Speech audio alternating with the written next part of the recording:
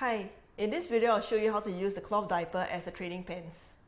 When the baby is about 1.5 to 2 years old and able to listen to basic instructions and able to follow them, that's when you can begin potty training or toilet training.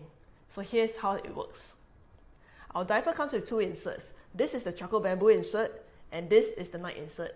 So the difference between these two is that the charcoal bamboo insert is a stay dry one, so they don't feel any wetness at all. So let us put this aside for the time being. When it comes to toilet training, we use the night insert and we clip this over here.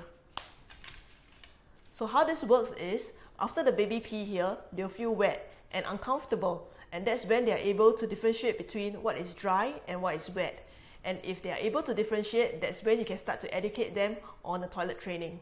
So usually, for toilet training, we have this kind of training pants, which is a pull-up pants that resembles a big girl or big boy underwear.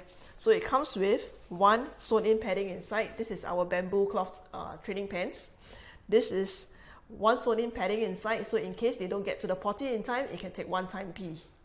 So if you don't want to use this kind of training pants, it's also good because we have designed our diaper to be a holistic device, meaning that first it starts off as a cloth diaper, then it ends as a training pants.